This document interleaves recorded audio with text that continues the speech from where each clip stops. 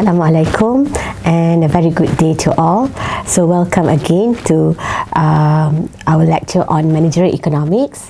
So starting from today onwards, we're going to cover the topics on market structure. Okay, so what's happened in the market structure chapter, we are going to bring together our knowledge, okay, in demand analysis and also production and cost analysis to understand how firm makes decision pertaining to price and output. Okay, so remember that in the early part of the course, we have already looked at demand analysis. Okay, so you have learned how does the demand curve looks like, how to derive the demand curve. Okay, and then the last few lectures, we have also looked at production theory and also the cost theory.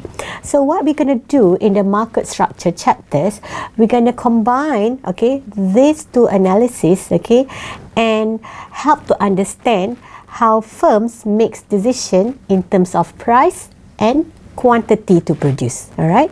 Now, when we talk about market structure, there are actually 4 different types of market structure. Okay, and today we are going to focus on the first type of market, that would be perfect competition. Okay, so let us start by looking at the thing that we are going to cover today. Yeah, so we will start off by having an overview of the 4 different types of market that we are going to cover under the topic of market structure. Okay, we are going to compare the degree of price competition among the 4 different types of market. Okay, and after that, we're going to focus on the first type of market, that would be perfect competition. Okay, so what I'm going to do is, first of all, I'm going to explain to you what are the characteristics, okay, of perfect competitive market, and then we are going to develop, okay, the demand curve, okay, for the firm, right? And then finally, we're gonna try to understand, okay, how firm makes decision in terms of pricing and also output. Okay, now the analysis for pricing and output decision is actually divided into 2 parts. Okay, the short run and also the long run. So today, what we're gonna do is we are going to focus on the short run, okay, decision making process. And then we're going to try some exercises, okay, that can help you to understand the concept that we learned today. In the next lecture, we're going to cover the remaining parts of the chapter that will be on the long run decision making. Okay, so let's proceed, okay, to the first topic, and that would be looking at the different types of market. Okay. So as I mentioned to you just now, okay, there are 4 different types of market that we are going to look at under the market structure chapters. Yeah, so these 4 markets comprise of perfect competition, monopoly, monopolistic competition, and also oligopoly. All right. Now let's start with perfect competition. Now the perfect competitive market, okay, is also known as, okay, a market, okay, which doesn't have any power. Okay, so what are some of the characteristics of a perfectly competitive market? Well, there are large number of relatively small buyers and sellers. Okay, now the product that they produce tend to be standardized, or in other words, they are identical, and then there's very easy entry and exit. Okay, and non-price competition, such as advertising, is not possible for the fact that the product that they produce are identical. So there is no need for advertising. Okay. Now, in the real world, it's very difficult for us to find industries that, fall under perfect competition. But the industries that closest, okay, to the perfect competitive characteristics would be agriculture products. Okay, we have financial instruments or the stock markets, precious metals, and also petroleum. All right, so these are some of the industries, okay, which is very close to perfect competition. Okay, now the next type of market, okay, is the monopoly. Okay, now monopoly is a firm which have the absolute market power. Okay, and usually they are subject to government regulation. All right, so let us look at some of the characteristics, okay, of monopoly. Now, in monopoly market, there is one firm, okay, and actually the firm is the industry. All right, and because they are the only producer in the market, so the product that they produce tend to be very unique. Okay, so there is no close substitute for the product. Okay, now market entry and exit is very difficult. Okay, and sometimes, okay, there are rules and regulations that make entry and exit impossible. Right, and in terms of non-price competition, it is not necessary because they are the only producer in the market. Now, the third type of market, okay, so before we move on to the third type of market, okay, some of the examples of monopoly market would be pharmaceuticals, okay, we have Microsoft, and if we take a look at the cases of the American market, so the gas station on the edge of a desert, that will be constitute as a monopoly. All right. Okay, now the third type of market would be monopolistic competition. Now, monopolistic competition, this is where market power is actually based on product differentiation. Yeah, so in this type of market, there are large number of small firms. Okay, they act independently. The product that they produce tend to be differentiated. There's easy entry and exit. And non-price competition such as advertising is very important. Some of the examples of monopolistic competitive industry would be boutiques, right, restaurants, and also repair shops.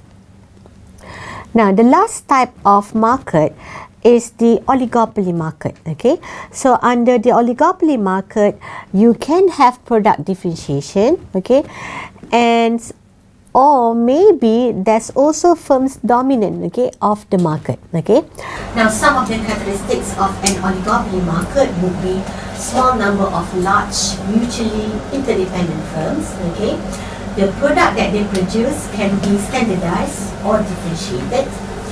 Entry and exit is difficult, and non-price competition is very important. Okay, so these are the 4 different types of market that we are going to examine, okay, under the market structure chapter. But for today, what we're going to do is we are going to focus on perfect competition. And as I said, we're going to start off by examining the characteristics, okay, trying to understand what constitutes a perfectly competitive market, and then moving on to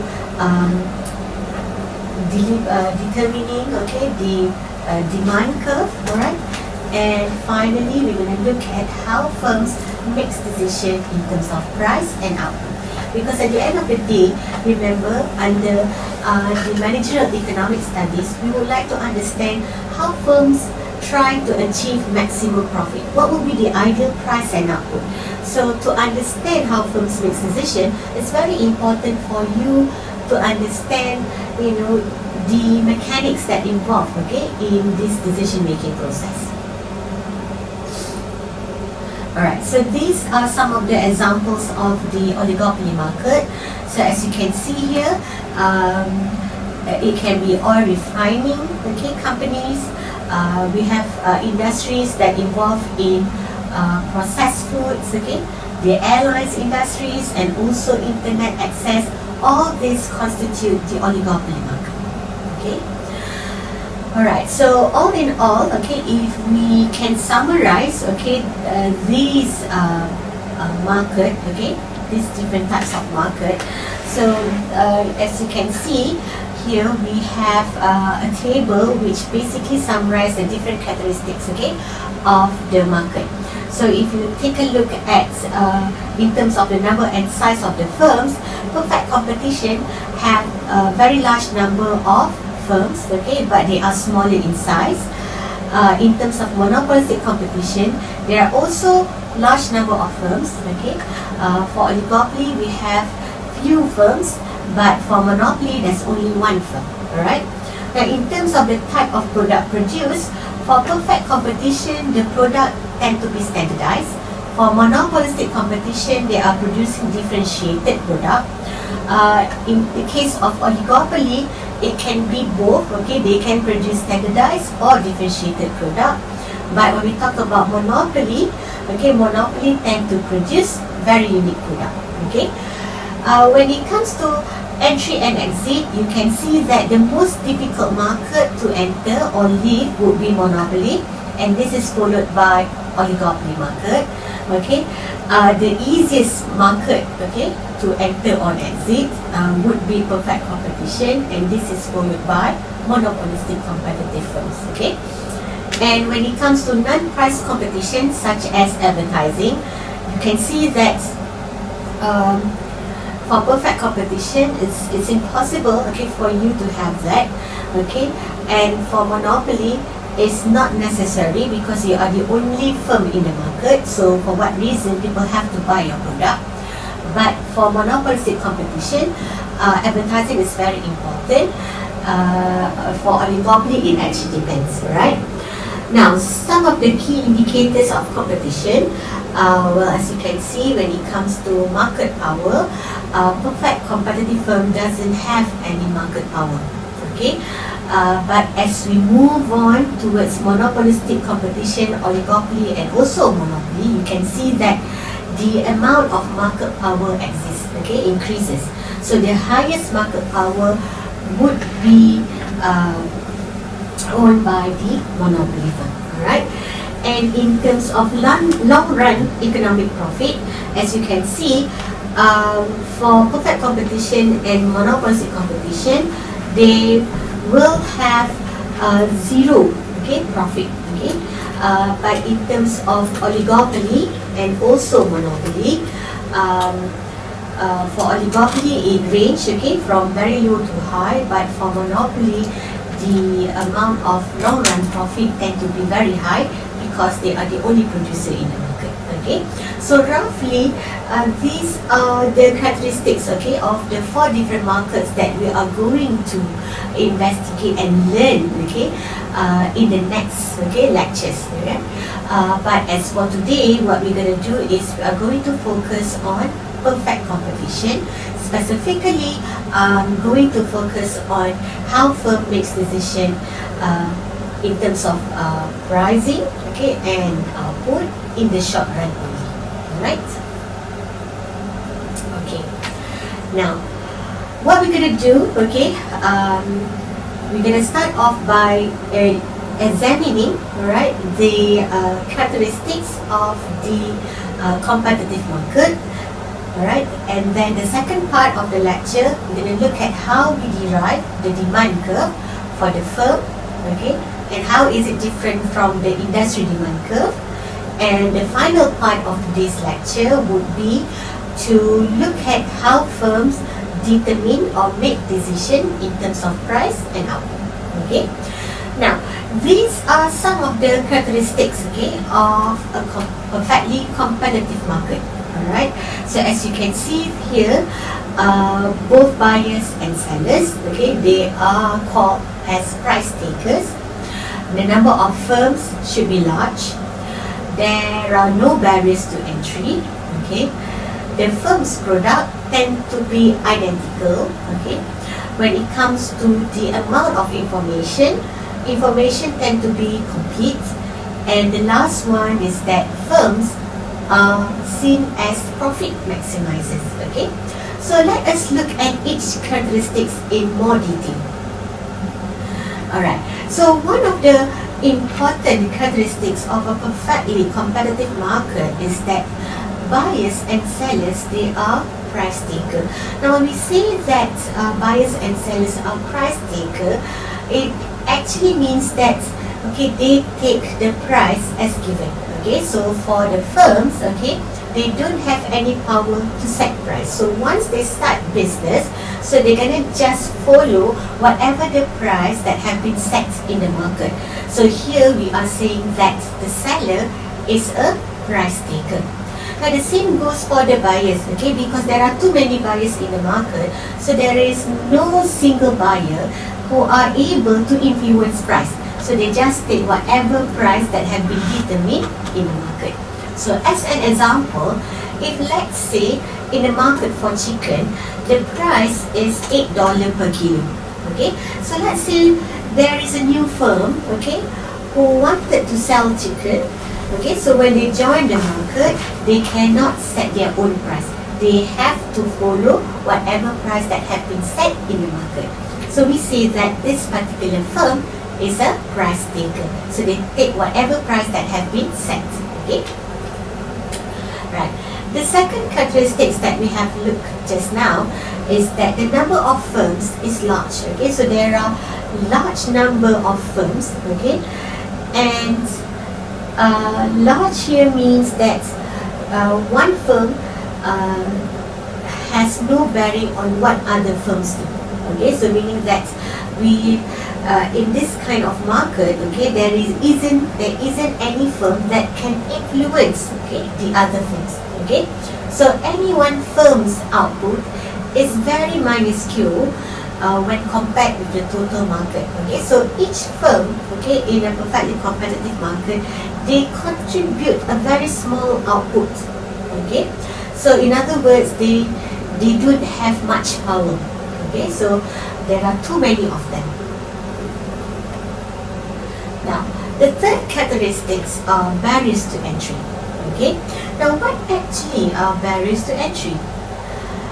Now, barriers to entry actually refers to social, political, or economic impediment that prevent other firms from entering the market. Okay, now a very good example of barriers to entry would be patents which are granted, okay, to produce a certain good. Okay, so patent is an example of barriers to entry. Now, in the case of a perfectly competitive market, okay, patents are not given, okay, because these firms are producing identical products, so there is nothing unique about it. Okay, so each firm basically doesn't have any patents, okay, with regard to producing the product. So entry is relatively easy. Entry is very easy actually. So any firms can basically enter, okay, the industry, because okay, everybody is selling the same thing. Okay. Now, the thing, another thing is that technology, they can also prevent firms, okay, from entering the market, and social forces such as bankers only lend to certain people may create barriers. So these are other examples of barriers to entry. Okay, so when we talk about barriers to entry, these are regulations, or it can be situations that prevent new firms from entering the industry. Okay, so as I said, some of the examples of barriers would be patents. We can take a look at technology, or also social forces. Okay, but in the case of perfectly competitive market, so these barriers are not available. Alright, the next type of the next characteristics would be the type of product being produced. Okay, now the product, okay, produced by firms in the market tend to be standardized or identical.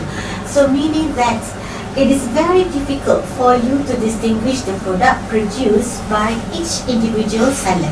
Okay, so if let's say you go to a market, okay, and you try to compare the product produced by each seller, you're going to see that they are actually identical. It's very difficult for you to distinguish between them. Okay, now a good example would be, let's say you go to the market, okay, and you go to the chicken section. Okay, so there are several sellers, okay, selling chicken. Now, if let's say, okay, you go to this market, now can you distinguish between the chicken produced by each individual seller? It's kind of difficult, isn't it? Why? Because they are exactly the same. So this is what we meant by identical products. Okay, so in a perfectly competitive market, the product that they produce tend to be the same. Okay, and when we talk about information, okay, information tend to be complete. Okay, so both firms, okay, and consumers, they know all there is to know about the market. Okay, so the information can be in the form of prices, products, or available technology, and it seems that both sellers and buyers, they know everything about this information. Okay, and if let's say there is some technological advancement, okay, so everybody in the market would know about it. So when we talk about the level of information, so each seller and buyer have the same amount of information. So there is nothing, there is no information being hid from the buyer side or the seller side. Okay, and the last characteristics would be in terms of the main objective of the firm in this market. Okay, so the firm operating in a perfectly competitive market, okay, tend to be profit maximizers. Okay, so meaning that the main aim, okay, of the firm when they want to start business is to achieve the maximum profit possible. Okay, so firm owners only receive profit, okay, not salaries. Okay, so these are the compensation for firm owners. So when we talk about profit, firm owners would love to get the maximum profit. So that would be the main objective of the firms operating in a perfectly competitive market. Okay, so we have already looked at each individual characteristics, okay, for a firm, okay, operating in a perfectly competitive market. Alright, so what we are going to do next is we are going to look at the demand curve of the firm, okay, and compare it with the demand curve of the industry before we go into determining, okay, price and output for the firm. Okay, now let us look at some of the questions, okay, that firms, okay, needs to think about when they enter a market. Okay, now so when firms entering a market, okay, so they have to think about these questions. Okay, the first one will be in terms of how much should we produce. Okay, and then okay, they also need to know if they produce that amount, so what would be the level of profit that they're going to earn. Okay, now if on the other hand the firm incur a loss, okay, then should the firm continue or should the firm just leave the industry? Okay, so when firms, okay, wants to make business decision, there are several things that they have to think about. Okay, so they have to ask themselves how much output that they want to produce. Okay, what will be the level of profit that they're going to get in the event that they are not able to get positive profit. That means, in other words, they are getting a loss. So should they proceed with the business or should they close shop? Okay, now in order to understand or in order to answer all these questions, well, first of all, we need to come up with the demand curve, okay, of the firm. Alright, so let's proceed to demand curve for the firm and the industry. Okay, now the demand curve, okay, facing the firm is different from the industry demand curve. Alright, so what we're going to do next is we're going to see how different, okay, is the demand curve that the perfectly competitive firm and the industry actually facing. Okay, now a perfectly competitive firm's demand schedule is perfectly elastic. Okay, but when we talk about the industry demand curve tend to be the normal downward sloping curve. Alright, so this basically means that when firm, okay, increase their output, in response to an increase in demand, okay, even though that will cause the price to fall, okay, it will make the firms collectively worse off. Alright? Okay, so now, okay, let me show you how we actually derive the demand curve. Okay, now, so I'm going to show you, okay, the demand curve for the industry or the market, and also the demand curve for individual firm. Okay, now as you know, in the market, okay, price and quantity are actually determined by market supply and market demand. Okay, so the upward sloping curve here actually represent the market supply. Okay, now the downward sloping curve here, okay, actually present,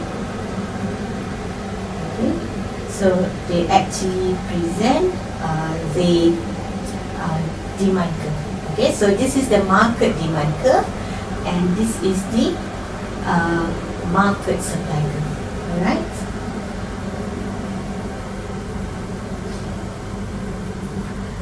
Okay, now let us move on to the firms. Okay. Right. So in the market, okay, let me repeat again. So price, okay, equilibrium price is actually determined by the interaction between market supply, the upward sloping curve, and the market demand, okay, which is the downward sloping curve. So the intersection between the two curves actually dictates the market equilibrium price. Okay. So in this case, the market equilibrium price is $7. Okay, so this is what we have learned, okay, in chapter 4. Okay, so I hope you can still recall, okay, about how to determine equilibrium price in the market. Alright. Now, when we want to derive, okay, to the demand curve for a firm, okay, so how are we going to do that? Now, remember that one of the important characteristics, okay, of a firm in this market is that they are price taker. Okay, now what is price taker just now? Well, it means firm, okay, will take whatever price that have been set in the market. So they don't have any power to set price. Now, so if let's say, okay, the firm decided, okay, to sell 10 units of output, so what will be the price that they have to set for each individual output produced? Well, they will refer to the market. So in the market, we have determined that the price should be $7. So meaning that the firm will sell the product at $7 each. Okay. Now if the firm, okay, decided to sell 20 units instead, so how about the price? So what would be the price that they're going to set? Again, they're going to look at the market. So in the market, price is $7. So that means the firm is going to sell at $7 each. So every time the firm wants to sell their product, they will refer to the market price. And as you can see, the market price is $7. And for that reason, the firm will set the price at $7. So every time the firm wants to sell product, you can see that they can only sell at the market price. So when you join all this, okay, you're going to get a straight horizontal line or a perfectly elastic curve. And this is what we call as the demand curve for the firm. So notice that the demand curve are different between the firm and the industry, okay, or the market. So for the market, the demand curve is this downward sloping demand curve. Alright? But for the firm, the demand curve is a straight horizontal line. Okay? So what does a perfectly elastic or a straight horizontal line means? So it means that the demand only exists at a price of $7. Okay, so if the firm decided to sell more than $7, nobody wants to buy the product. Okay, why? Because there are many other sellers who are selling the same product. Okay, they are exactly the same, and the price is at the market price, which is $7. So why do customers want to buy from your firm? Okay, when your firm is selling above the market price. Alright, so that is why, okay, the demand for individual firm will only exist at the market price. Alright, so this is the graph, okay, or this is how the demand curve for the firm looks like. in a perfectly competitive market. Alright? Okay. So remember that, okay? So let me repeat again. Okay, when we talk about perfectly elastic demand curve, so this shows that consumers, they are willing to buy as much of the firm produce, okay, at the going market price. Okay, so firm will receive the same marginal revenue from each additional units of product sold.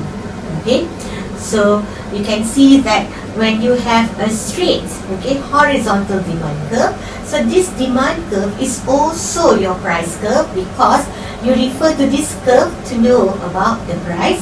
Okay, and as you know, price and average revenue, they are the same thing. And because price is constant, then price and margin revenue must be the same.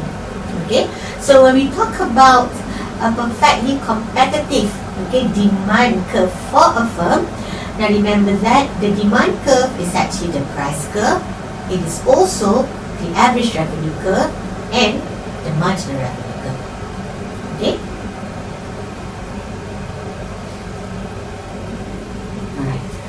So now we have looked at how, okay, to derive to the demand curve for a firm in the market for perfect competition.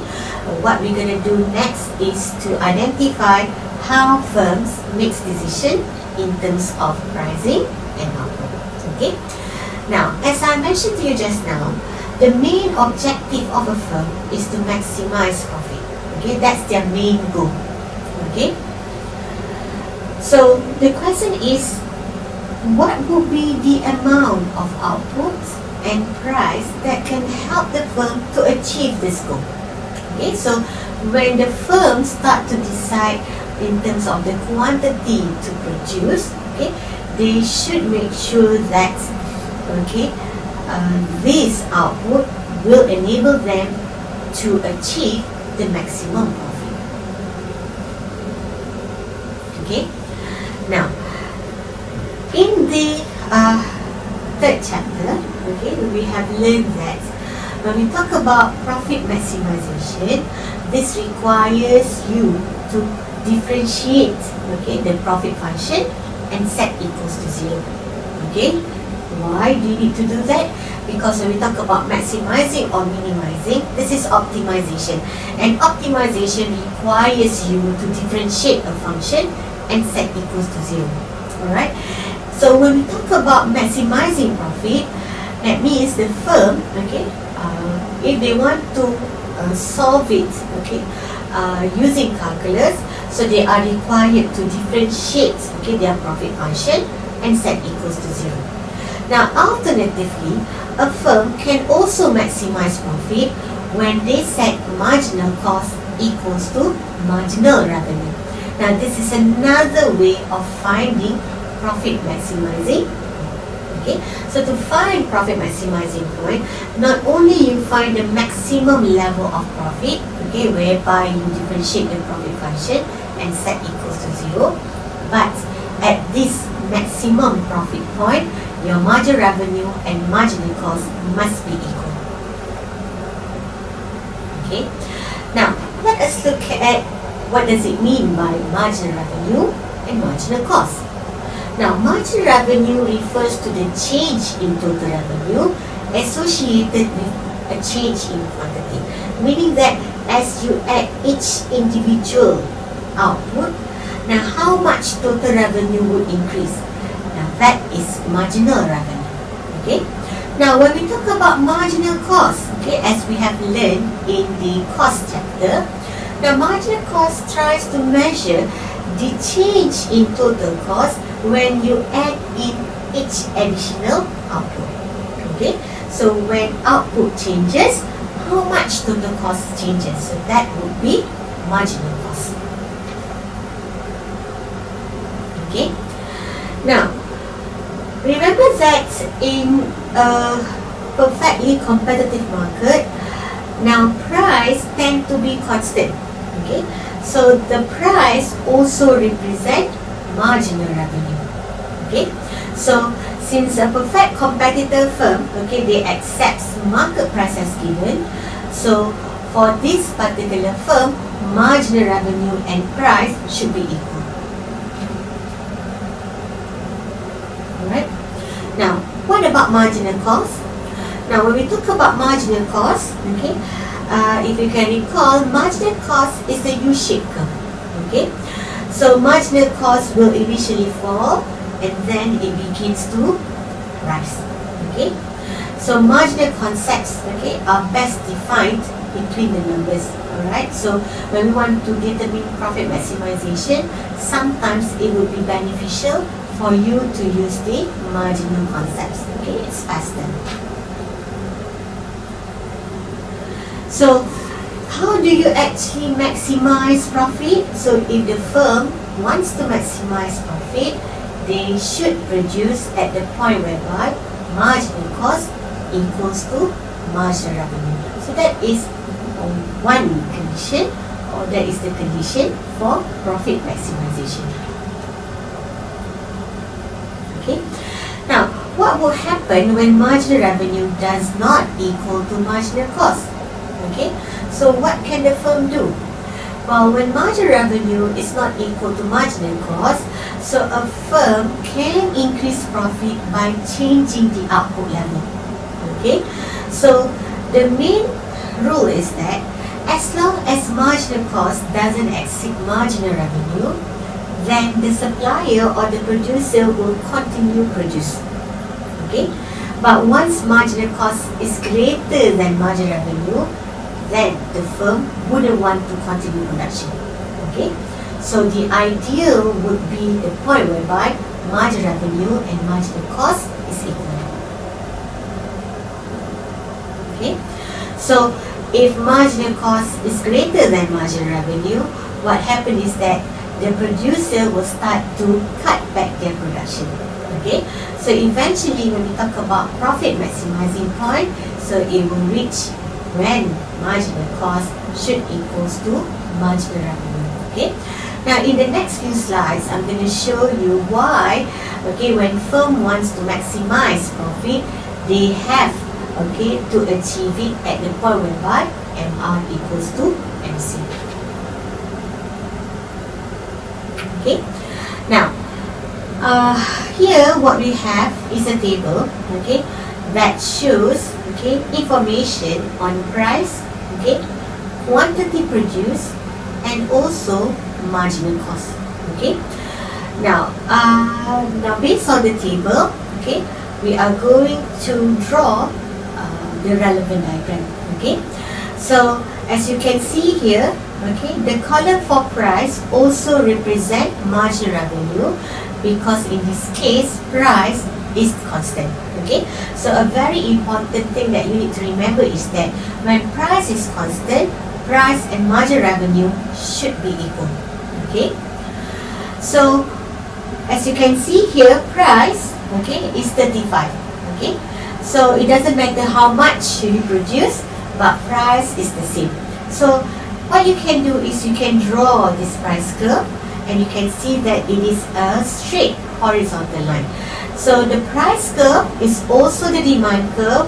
It is also the marginal revenue curve. Okay. Now, based on the marginal cost data, we can actually sketch the marginal cost curve. Okay.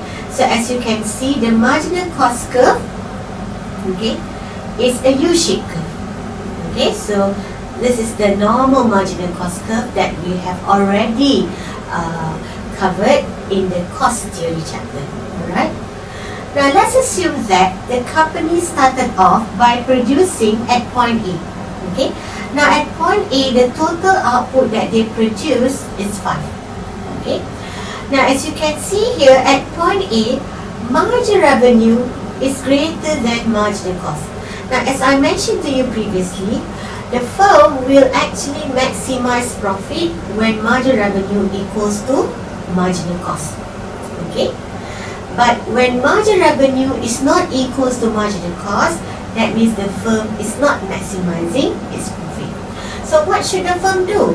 They need to change the output level in order to achieve maximum profit. Now, so what happened at the moment is that the margin revenue, okay, is greater than the value of the marginal cost. Okay, so logically, when margin revenue, okay, is greater than marginal cost, or the extra revenue that you're gonna earn is greater than the extra cost that you're gonna incur, it would be profitable for the firm to continue producing. So as you can see here, okay, the firm, okay, can increase production. Okay, so from 5 to 6 output level, okay, to 7 output level. Why can they afford to do that?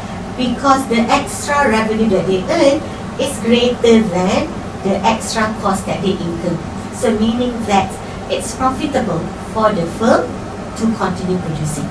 Okay, but if you are somewhere here, let's say you are producing 10 units of output.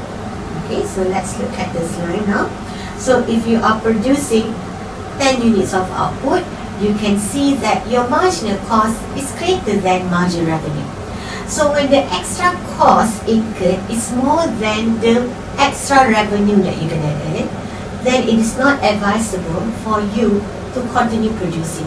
In fact, what you need to do is you need to cut off production. Okay, so what happened in the end, to maximize profit, you're going to end up producing at the point whereby MR equals to MC.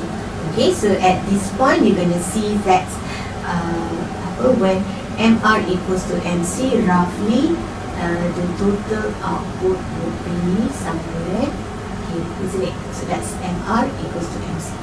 Okay, so the area A, so this is the area whereby you're gonna have revenue greater than cost. Okay, but the C area represent the area whereby your extra cost will be greater than the extra revenue. Okay, and the intersection between margin revenue and marginal cost will be the point whereby you are able to maximize profit. Okay, so at point B, okay, so you are able to maximize profit. Okay, and at that point you should be producing 8 units of output. Okay. Okay. Now, for your information, okay, the marginal cost curve also represent the firm's supply curve. Okay, but remember that the only relevant marginal cost curve is the one whereby the price exceeds average variable cost. Okay, so the marginal cost curve, as you know, is a U-shaped curve. Okay, but the portion of the marginal cost curve which is above the ABC curve, that would be the firm supply curve. Okay, we're going to look into that in detail when we cover the topic on shutdown production. Right? Now, the marginal cost curve also tells the competitive firm how much it should produce at a given price. Okay, so the firm can do no better than producing the quantity at which marginal cost equals to price or margin revenue. Okay, so if they want to maximize profit, the bottom line is they should produce at the point whereby margin revenue equals to marginal cost. Okay, so when margin revenue is greater than marginal cost, you can see that it is profitable if you continue production. But when marginal cost is greater than margin revenue, you can see that it will be wiser for the firm to reduce production. But when margin revenue equals to marginal cost, the firm is less likely to change the level of production because they already achieved the maximum level of profit. So as I said just now, your marginal cost is a U-shaped curve, okay? But when we talk about the firm supply curve, that would be the portion of the marginal cost curve above the average variable cost curve, okay? Alright. Now, when we talk about maximizing profit, okay, we refer to maximizing total profit, okay, and not profit per unit, okay? So bear in mind that when I discuss about maximizing profit, what I meant is we are actually maximizing the total profit. So we are not looking at profit per unit. Okay, why is that the case? Because firms are not concerned about profit per unit. Okay, all they care of is to get the maximum profit, the total profit. Okay. Now, profit is maximized, okay, when the vertical distance between total revenue and total cost is greatest. Okay. Now, at that output level, you can see that the marginal revenue, which actually represent the slope of the total revenue curve, and the marginal cost, which actually represent the slope of the total cost curve, should be equal. Okay. So what we have here, okay, is a curve that represent total revenue. Now we also have another curve that represent total cost curve. Now notice that the total cost curve have a shape which is the same as what we have discussed in our cost theory chapter. Okay. Now,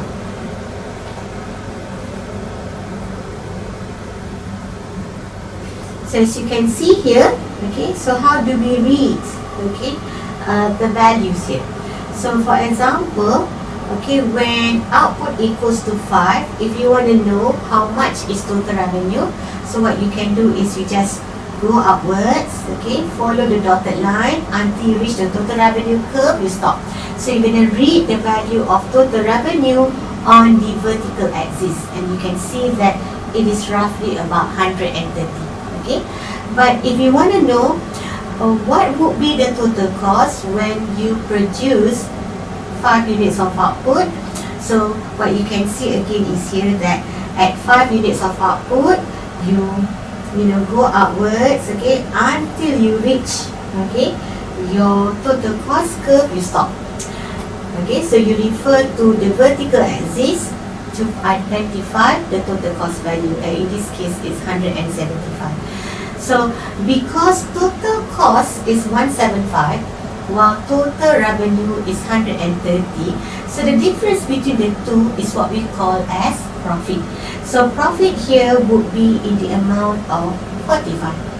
Okay, so basically, okay, what we can say is that the area, the shaded area, actually represent the profit area. Why? Because this is the area whereby your total revenue is greater than total cost. So the shaded area represent the profit area. Now the area below here, okay, so the blue, okay, the shaded area, so this area actually represent the loss area. Why is that the case? Because notice that within the blue shaded area, you can see that total cost is greater than total revenue. So for that reason, okay, the blue shaded area represent the loss area. Okay, so remember that the firm main objective is to maximize profit. Okay, and profit is the difference between total revenue and total cost. So if the blue shaded area represent a loss, so if you want to find the maximum profit, so you will go to the purple shaded area and try to find the largest vertical distance between total revenue and also total cost. Okay, so what you can do is take a ruler. Okay, so you try to measure the length, okay, between, okay, the mustard line and also this black line for the total cost curve. So you measure this vertical line, that will give you the value of profit. So the largest distance would represent the maximum profit. Okay, so if you can see here, okay, this particular distance, okay, represent the largest maximum of the largest or the maximum profit. Okay, so if you want to know how much output should the firm produce to get this maximum profit, so you refer to the output level. So in this case, the firm should produce 8 units of output. Now at this maximum level, okay, of profit, you can see that the slope, okay, of the total cost curve should be equal to the slope of the total revenue curve. Now for your information, the slope of the total revenue curve, we call it as marginal revenue, and the slope for the total cost curve, we call it as marginal cost. So at the maximum profit, okay, you can see that the margin revenue and marginal cost is the same. So that's why when we talk about maximizing profit, okay, you can also find by identifying the point whereby MR equals to MC. Okay, so what I have shown you here is how to identify the maximum profit using the total revenue, total cost approach. So as you can see here, what you can do graphically, you draw the total revenue curve, you draw the total cost curve, and try to find the maximum vertical distance within the profit region. That will give you the maximum profit. Now at the maximum profit level, you can see that the slope of the total revenue and also the total cost curve is the same. Okay, so when we talk about the slope of total revenue, we call it as marginal revenue, and the slope of the total cost, we call it as marginal cost. So marginal revenue and marginal cost should be equal at the point whereby profit is maximized. So that makes sense, isn't it? So just now I was telling you that when firm wants to achieve maximum profit, they should produce at the point whereby MR equals to MC. Whenever extra revenue generated is greater than the extra cost incurred, they should increase production. But when marginal cost is greater than marginal revenue, firm needs to cut production. But when marginal revenue just equals to marginal cost, that's where they stop production. What I meant is that's where they should, that would be the level of production that they should choose, because that would be the one that can help them to achieve maximum profit. Okay. Okay, so while the price equals to MR equals to MC condition tells us how much output a competitive firm should produce to maximize profit, it doesn't tell us about the profit level, okay, that the firm is making.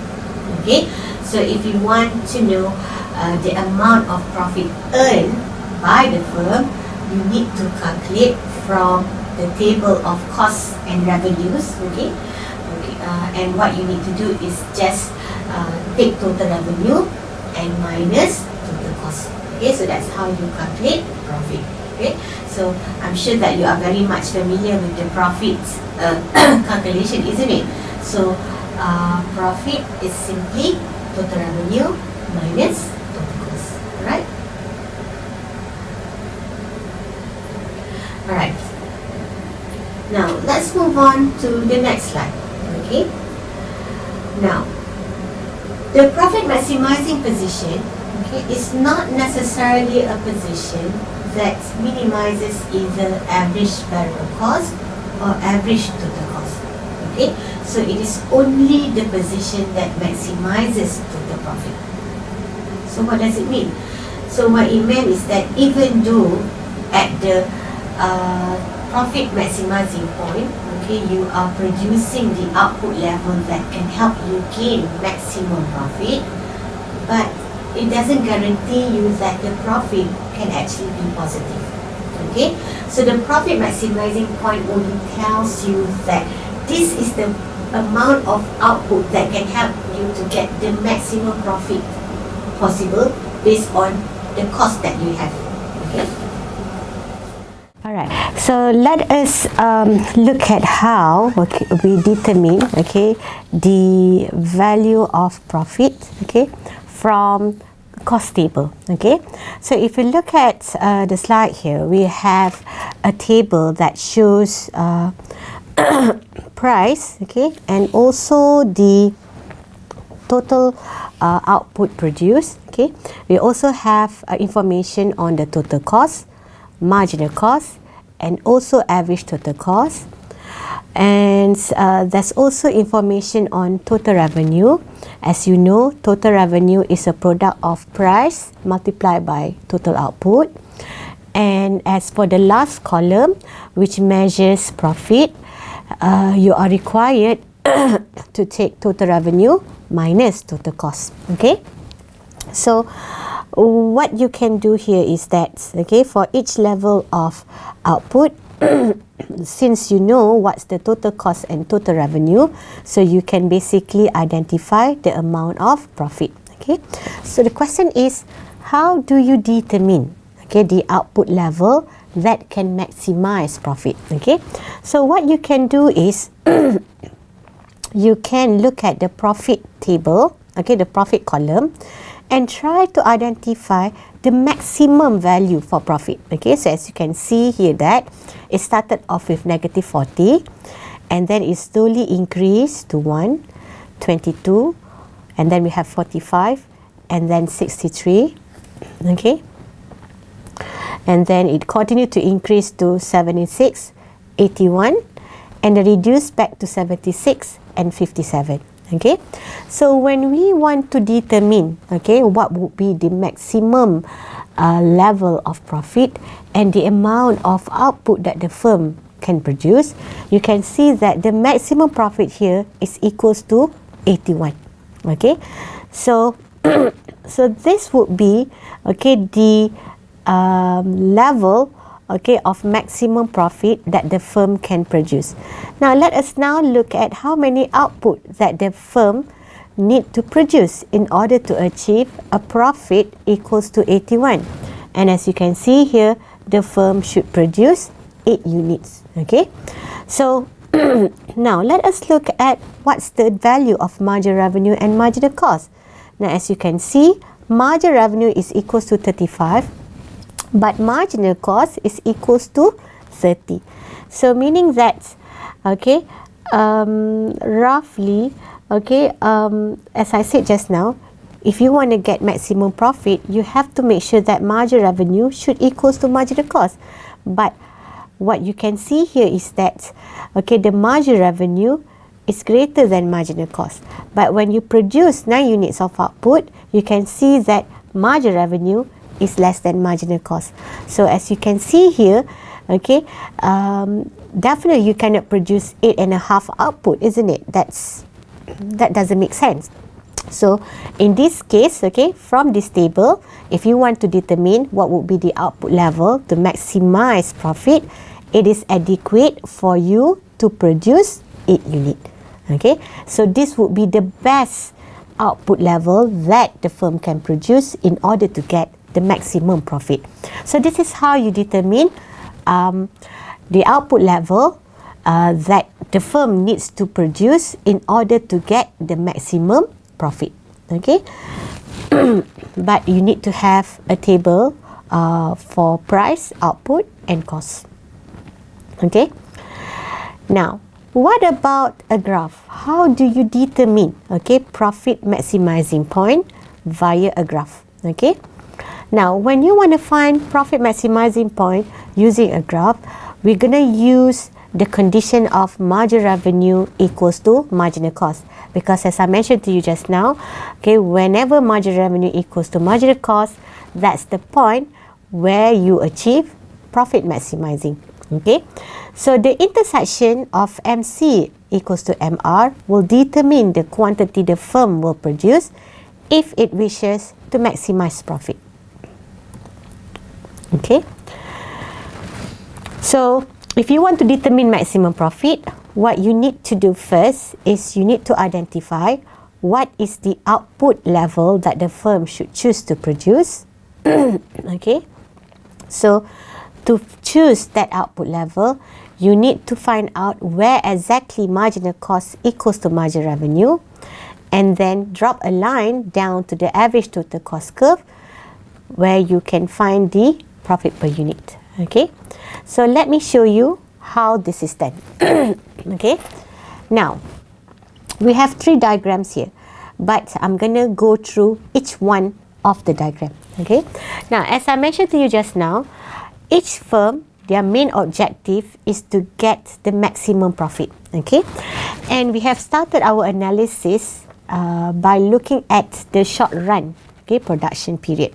All right, now as I said, the firm wants to maximize profit. Okay, so the question is, how many output should the firm produce, okay, in terms of Q and P? Now, even though you are producing, okay, the profit maximizing output, it doesn't guarantee you that you're going to get positive profit. Okay, so when a firm produce in the short run, okay, the firm can have three types of profit. They can have a loss, they can earn zero profit, or they can also earn positive profit. All right.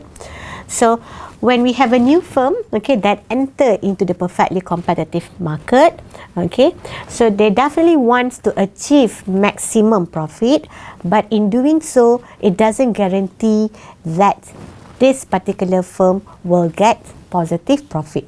There are three possible types of profit that they're going to get: positive, zero, or negative. So we're going to look at each case, okay, and I'm going to explain to you, right? Right. Let's look at the first diagram, okay. So this is shown by the one on the left panel, okay. So if you look at the diagram here, all right, so we have our margin revenue curve, okay, which is also the price curve or the demand curve. Now we also have the marginal cost curve. So notice that the U-shaped curve here, all right. And then we also have the average total cost curve and also the average variable cost. Okay. Now remember, the firm wants to maximize the profit, and when the firm wants to maximize profit, they will produce at the point whereby margin revenue equals to marginal cost. So the first thing that you need to do to identify the profit maximizing point, you need to locate, okay, your margin revenue curve. So the straight horizontal line is your margin revenue curve, okay, and then this is your marginal cost curve. So they're going to cross each other at point A. So point A is what we call as profit maximizing point. Now if you want to know how much output that the firm needs to produce to get the maximum profit, well, so you can see that from point A to, you need to go downward until you reach the quantity axis. So as you can see that to maximize profit, the firm should produce 8 units. Okay. Now the price, okay, as you can see here, is the same as the market price. Okay, so the price is 35. So if the firm wants to maximize profit, they should produce 8 units of output and selling at a price of 35 per unit. But as I said, firm is interested to know about the total profit that they're going to get. So if they are producing 8 units and selling at $35 per unit, so what would be the amount of profit that they will get? So here you are required to calculate total revenue and also total cost. Okay. Unfortunately, there isn't any total revenue and total cost curve.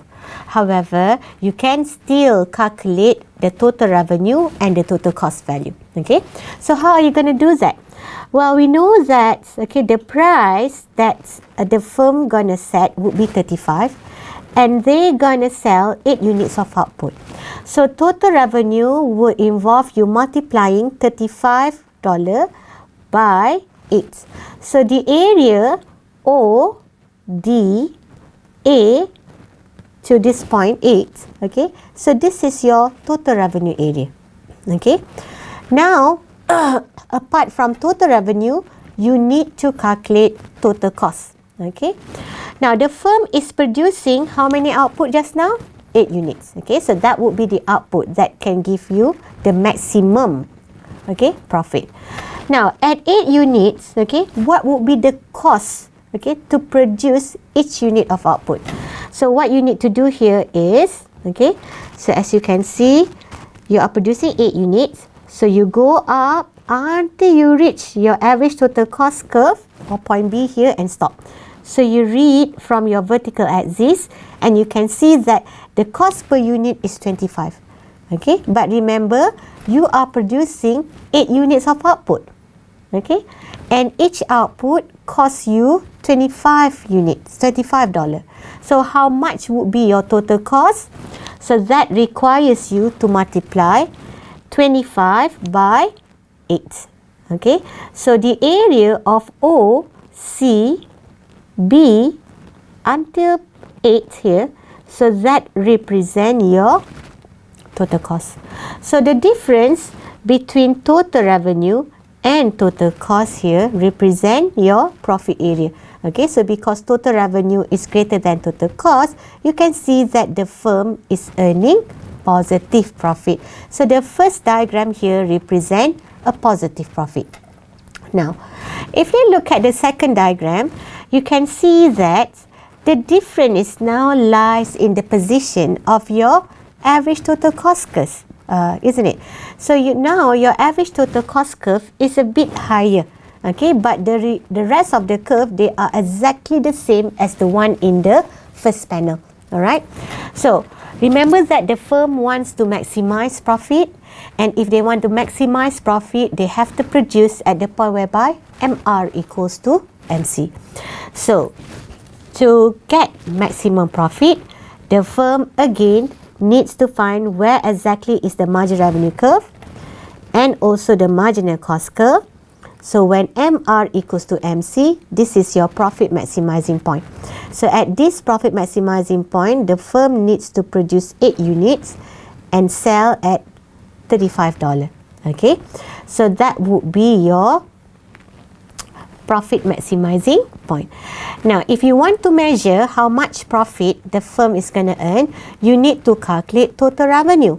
Because the firm is producing 8 units and selling at a price of $35, so $35 multiplied by 8, and that will give you the total revenue area. So this rectangular area actually measures the total revenue area. Alright, now the next thing is we need to calculate total cost. Okay, so how do we calculate total cost? Well, as you can see here, you are producing 8 units of output.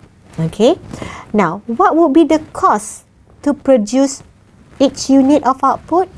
Well, what you can do is, okay, from here you go up, alright, until you reach your average total cost curve and you stop, and you read from the vertical axis, and you're going to see that the cost to produce each unit is 35. Okay, so to produce each unit of output, it will cost the firm $35. So the total cost would be 35 multiplied by 8. Alright, so this rectangular area also represent the total cost area. Now, because total revenue and total cost area is the same, so there is zero profit. Okay, so the second diagram here represent a condition of zero profit, or also known as normal profit. Okay, now the third panel, if you look at the third panel, what happened is that your average total cost curve is a bit higher. Okay, in fact, it is above the price curve. Okay, so now we want to figure out, if this is the case, what would be the amount of profit that the firm is earning. Now remember, when firm wants to make decision in terms of determining output level, they will always produce at the point whereby marginal revenue equals to marginal cost. So first of all, you need to identify where exactly is your marginal revenue curve. Alright, and this is your marginal cost curve. So the intersection between the two, that would be your profit maximizing point. And as you can see, the firm, okay, to achieve maximum profit, they should produce 8 units and selling at a price of 35.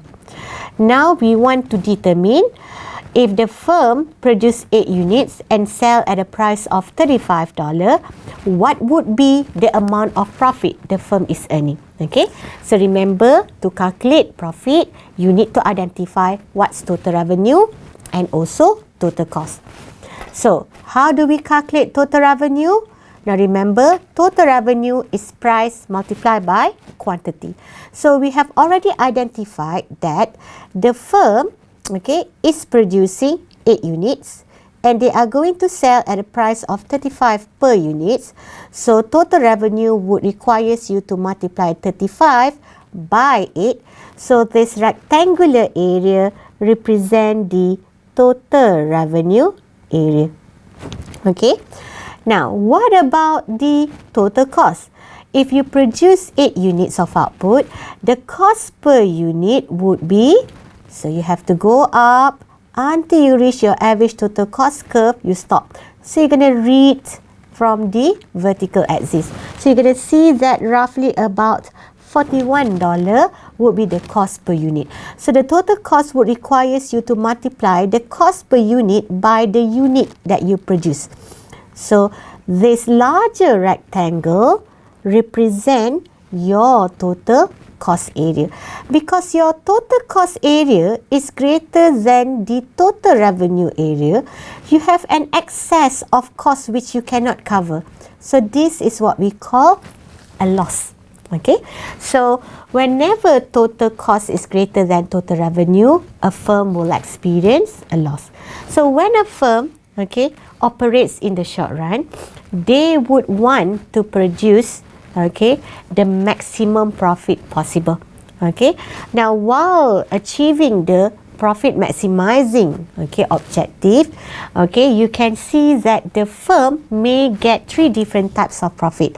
They can get positive profit, zero profit, or if they are unfortunate, they will get a loss. Okay, so these are the 3 different types of profit a firm will get in the short run. So when a firm, okay, decided to join, okay, the perfectly competitive market, there is no guarantee that they will get positive profit or even zero profit. There is always a possibility that they're going to enter a loss. Okay, so there are 3 possible types of profit: positive, zero profit, or a loss. Okay, so okay, just bear in mind that when firms, okay, wants to make decision, okay, in terms of achieving, okay, profit maximization, they will always produce at the point whereby MR equals to MC. Okay, now when they make profit maximizing decision, okay, they not all the time will be earning positive profit, but they can also earn zero profit or even a loss. Okay, so but bear in mind that, okay, from the point of view of an economist, okay, zero profit, okay, which is also known as normal profit, okay, is an acceptable level of profit because we have considered all the costs involved in production, in both explicit and also implicit costs. So even though the firm is earning zero profit, but this is considered as adequate profit for the firm to survive. Okay, why?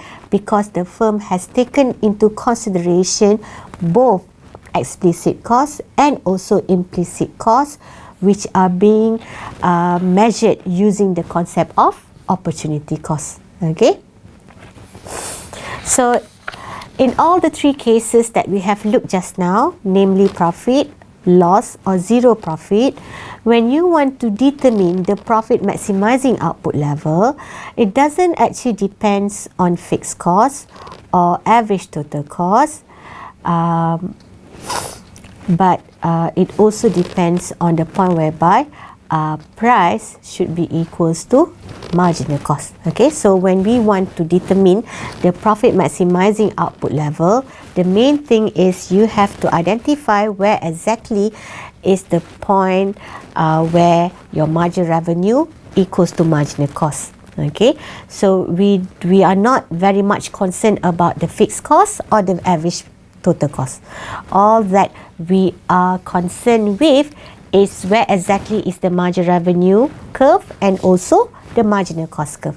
Okay, so if you are able to identify marginal revenue and marginal cost, then that is adequate for you to identify the profit maximizing output. Alright, so far what we have done, okay, is we started off by looking at the different types of market structure available. Okay, so there are 4 different types of market. We started off with perfect competition, followed and then we have monopoly, monopolistic competition, and also oligopoly. Okay, so we have 4 different types of market. But in this lecture, what we concentrated on is the perfect competitive market. Okay, so under the perfect competitive market, we started off by analyzing the different characteristics. Okay, so bear in mind that among the characteristics would be there are very large number of firms. Okay, they are producing identical product, they are the price taker.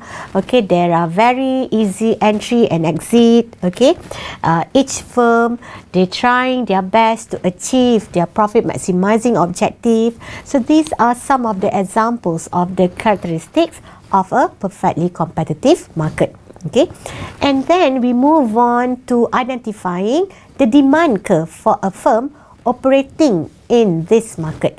Okay, so the demand curve for a firm operating in a perfectly competitive market should be straight horizontal line. It is very much different from the market demand curve, which is downward sloping. Okay, so the fact that the firm is a price taker, okay, has made it the demand curve to be perfectly elastic or straight horizontal line. Okay, now once we have already identified the demand curve of a firm, we're moving on to determining how firm makes price and output. Okay, so you know that all firm, their main objective is to maximize profit. So whenever they want to maximize profit, they will always produce at the point whereby MR equals to MC. Okay, so as I mentioned to you, our analysis is divided into short run and long run. So what we have covered for today is only looking at the short run production. So in the short run, when a firm in the perfectly competitive market wants to produce, okay, there are 3 types of profit that they're gonna get. Okay, they can get positive profit, zero profit, or even negative profit. Okay, but okay, regardless of the type of profit that they are getting, but they are still trying, okay, to fulfill their profit maximizing objective. Alright, so what we're going to do next is we're going to try some question, okay, which can help you to understand, okay, the concept, okay, of profit maximizing decision for a firm operating in a perfectly competitive market. Okay. Alright, so I have prepared for you 2 questions. Okay, so hopefully this question will enable you to understand the concepts here. Okay, so let us try and answer the first question here. Okay, so the first question requires you to determine the equilibrium price and quantity sold. Now remember that, okay, market equilibrium price and quantity is determined through the intersection between the supply and demand curve. Okay, so recall that when we want to determine the equilibrium price and output, okay, just now, so we have the 2 axes, okay, and then we also have the upward sloping supply curve. Okay, so that's the supply curve, and then we also have the downward sloping curve, which actually represents the demand curve. So that's the demand curve. So the intersection between the 2 curves is what we call as market equilibrium point. Okay, so at the market equilibrium point, so the intersection between the 2 curves just now too, that's where your quantity supply and quantity demanded should be equal. Okay, so let me label this. So that it would be much easier. Okay, so that would be your okay, supply curve,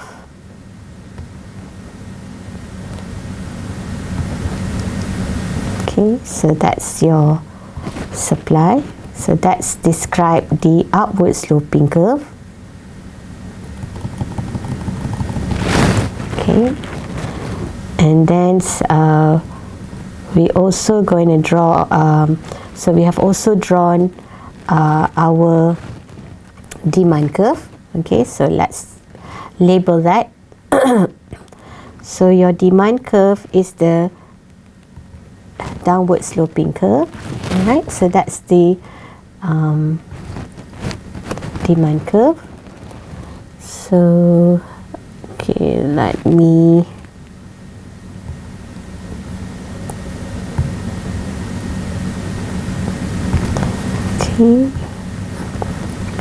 so that's your demand and supply curve. Okay, so the intersection between the two curves, okay, that will give you the market equilibrium point. So at this point, okay, so let me label that. Okay, so let me add another one. So the point whereby the supply curve and the demand curve intersect, that's where you have the market equilibrium point. Okay, so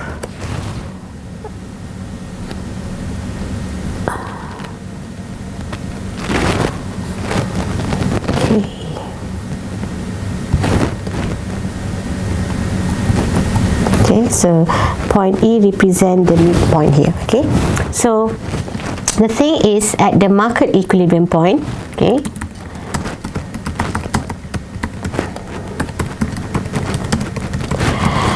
now your quantity supplied must equals to quantity demanded.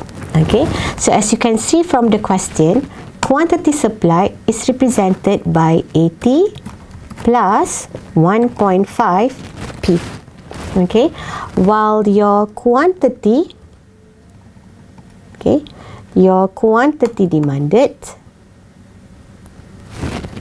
is represented by 120 minus 0.5 P.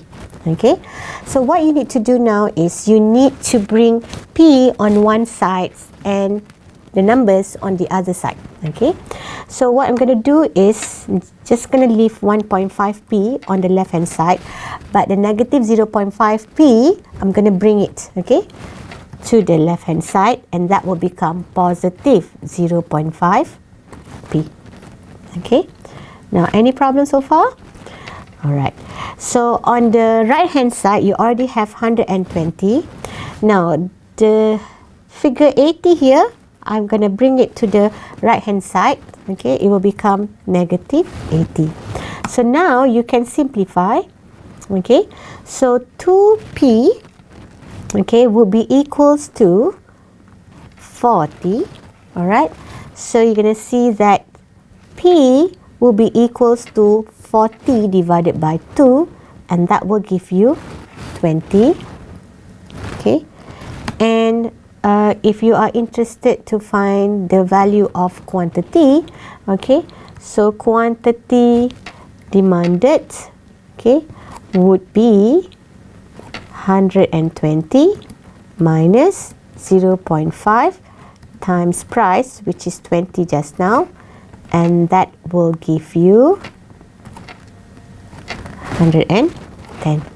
Okay, so that's how you find equilibrium price and output in the market. Okay, now so that's help us to answer the first question. Now the second question, okay, wants you to compute the profit maximizing price, the profit maximizing quantity for master sheet. Now remember, the firm is a perfectly competitive firm, and you are asked to find the quantity that can maximize profit. Okay, now it's true that whenever we want to maximize profit, okay, what you need to do, you need to differentiate, okay, the profit function, which is which can be represented by a symbol pi with respect to your output level, and set it equals to 0. Okay, now meaning that if you want to maximize profit, you need to differentiate profit function and set equals to 0. Now, before you can differentiate profit function, you need to make sure that you have profit function.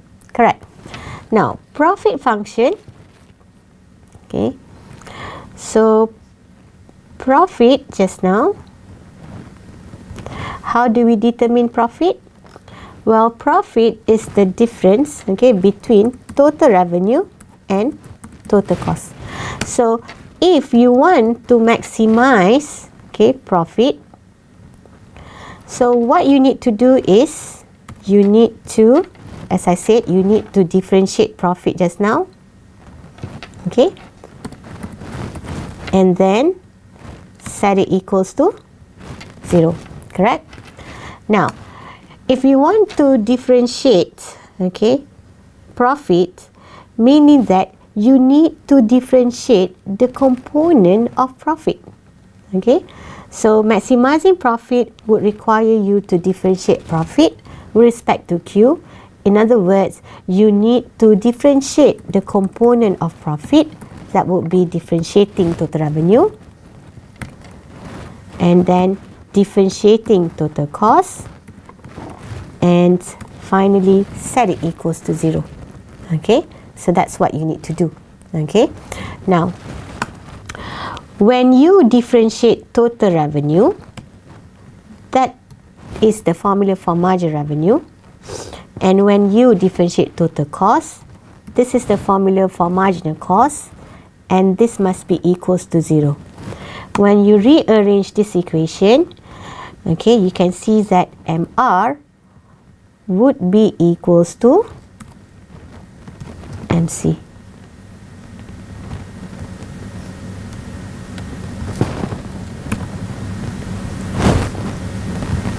Okay, so you have MR here.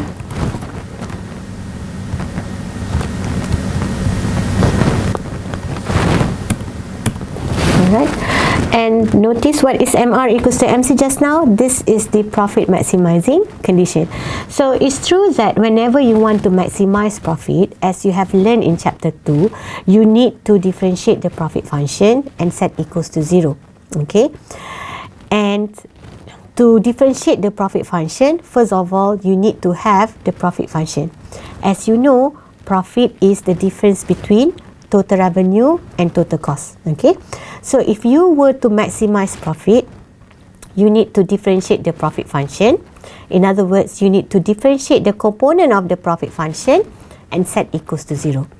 When you differentiate total revenue, you will get marginal revenue, and when you differentiate total cost, you're going to get marginal cost. Okay, so when you rearrange this, you're going to get MR equals to MC. So in conclusion, what I'm trying to say here is that whenever you want to maximize profit, you can either differentiate the profit function, set equals to 0, or you straight away use MR equals to MC. So what I'm going to do for this question, we're going to use the MR equals to MC condition to maximize profit. Okay, so let's look again at the question. The question wants you to compute the profit maximizing quantity. Okay, so in other words, you are required to find Q, okay, that maximizes profit. Okay, so to find the output level that maximizes profit, you need to set your MR equals to MC. Now, because this is a perfectly competitive firm, okay, so for a perfectly competitive firm, okay, price must be equals to MR. Thus, okay, you can also set price equals to marginal cost. Okay, so remember that the price is actually the market price. Okay, remember earlier on when I told you that the firm in a perfectly competitive market is a price taker. So whenever they want to sell their product, they will refer to the market price. Okay, so if in the market the price is $20, then they're going to sell it at a price of $20. So just now what you have done, you have determined that the market price is $20. So meaning that as a price taker, the firm is going to sell at a price of $20. Okay. Now what about marginal cost? Now you are told that, okay, the total cost is 80. Okay, so this is your total cost. It's 80 plus 8Q plus 2Q squared. But what we want is marginal cost. So how do you find, okay, marginal cost? So where should I put this? Right. Okay, so let's put it here. So this is your total cost function. Okay, so therefore your marginal cost function should be the derivative of the total cost function, which will be 8 plus 4Q. So do you agree with me that your marginal cost should be 8 plus 4Q? Okay, so I hope you can get the same marginal cost. So now that you have your marginal cost function, so let's plug it into this formula. So it's 8 plus 4Q. Okay, so what we're going to do is you bring Q to one side and numbers on the other side. So you have 20 minus 8 equals to 4Q. Okay, or you can also write 4Q equals to 12. So Q would be equals to 12 divided by 4, which will be 3. Okay, therefore, okay, the firm will maximize, okay, profit when Q equals to 3 units. So that's how you find profit maximizing output for a firm operating in a perfectly competitive market. Okay, so remember what we did just now. So first of all, okay, what we are trying to do is we are trying to determine the market equilibrium price and output. That is through the intersection of the supply and demand. So remember that at the market equilibrium at the market equilibrium point, quantity supply and quantity demanded should be equal. So you have to equate the two supply and demand curve together. Okay, so when you do that, you are able to get the market price, which is 20, and the quantity sold in the market should be 110. And then we proceed to calculating the profit maximizing quantity. So as you can see, to maximize profit, there are two approaches. Either you find the profit function and you differentiate and set equals to 0, or you can use a shortcut. You simply use MR equals to MC. So when you do that, you're going to get, okay, output equals to 3. Okay. Now, let me show you another, okay, question. Now, this time around, I'm using, okay, the profit function to find the level of output that can help the firm maximizing profit. Okay, so let's look at the question. Well, we have a perfectly competitive firm producing basic household vacuum. Now, has the following total cost function for its product. Its TC equals to 5,000 plus 150Q minus 12Q squared plus 1 over 3 Q to the power of 3. Now, you are told that the current price in the market is 300 per unit. So, the first question wants you to formulate profit function. So, how do you derive to a profit function? Now, remember, profit is the difference between total revenue and total cost. Okay. Now, how do you find total revenue? Well, total revenue is price times quantity. Okay. So that's total revenue. And to find total cost, you don't have to do much because it's already given to you.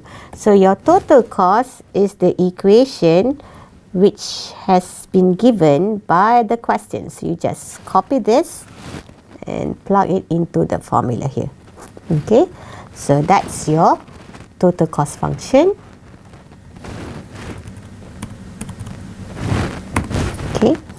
So you can further simplify it. Before that, let's figure out what's the price here. So price is given as 300. You multiply by Q, so that's your total revenue. Now, when you want to write down or when you want to remove the bracket for the total cost, make sure that you multiply this negative sign with each individual component of your total cost. Okay, so be careful with that. So you have negative 5,000 minus 150Q plus 12Q squared minus 1 over 3 Q to the power of 3. Okay, so let's put a superscript, okay, for the exponent. Alright, and you can see that this equation can be further simplified, where 300Q minus 150Q will give you 150Q minus 5,000. We have plus 12Q squared minus 1 over 3 Q to the power of 3. Okay, so that's your profit function. Okay, so very straightforward. All you need to do is identify what's the formula for profit. It is the difference between total revenue and total cost. So to find total revenue, you have to multiply P by Q, and price is already given in the question. As for the total cost, you just take the total cost function given in the question. So when you plug in into the profit function, you will get the equation. Okay. Now the second question wants you to calculate profit maximizing output. In other words, you are required to find the value of Q that maximizes profit. Okay. Now as I mentioned to you, when we want to maximize profit, we need to differentiate the profit function. Okay, we need to differentiate the profit function and set equals to 0. So because you already have your profit function, okay, which is here, so let's differentiate it. So differentiating 150Q will give you 150. If you differentiate minus 5,000, because that's a constant, that will give you 0. Differentiating 12Q squared will give you 24Q. And when you differentiate negative 1 over 3Q to the power of 3, you will get negative Q squared. And this must be equals to 0. Okay, so did you manage to get the same answer as the one that I have here for the derivative of the profit function? Okay, now when you look at this equation, if you need to solve for Q. Okay, but because this is a quadratic function, so to solve it, simply use the calculator. Okay, so when you plug this value into the calculator, you will end up getting two values. Okay, Q equals to negative 5.15, and another one is Q equals to 29.15. But to maximize profit, okay, definitely you need to produce positive output. Okay, you cannot produce negative output, isn't it? So to maximize profit, Q must be equals to 29.15 unit. Okay, or to make more sense, it's 29 units. Okay, so that's how you calculate the profit maximizing output. Okay, now the next question wants you to calculate or to determine the type of profit. So before you can determine the type of profit, whether it is positive, zero, or loss or negative profit, you need to calculate the profit level. Okay, so in the first question, you already derived the profit function, isn't it? So this is your profit function. Okay, So your profit, okay, so let's put a symbol for profit. Okay, so you want to calculate, okay, the profit value. So as you can see that if you look at the profit formula, the unknown variable is Q. So to find the value of profit, you need to find the value of Q. So since you know that to maximize profit, Q must be 29.5. So all you need to do is you need to substitute each one of these Q with 29.5. Okay. So let's copy this down. So I'm going to use a shortcut here. Okay. So let's replace Q by 29.15. Okay. So each one of this Q, you should replace it with 29.15. Okay. Now, so finally, what you need to do is you need to plug this into your calculator, and you should get a value roughly in the amount of 1312.70. Okay. Now, as you can see here, that this is a positive value. So because you have a positive value, okay, so you can call this as positive profit or supernormal profit, which is another name for positive profit. Okay, so when the question asks what's the type of profit earned by the firm, then it should be supernormal profit or positive profit. Now the last question wants you to explain how price is determined in this market structure. Okay, so remember that, okay, a firm is a price taker. Okay, so therefore, okay, it will follow, okay, the market price. Okay, so that's how we determine the price, okay, in the perfectly competitive market. And remember, okay, in this type of market, okay, the market price is determined by the intersection between supply and demand. Okay, so you can add the market price is determined through the intersection, okay, between the demand and supply curve. Okay, so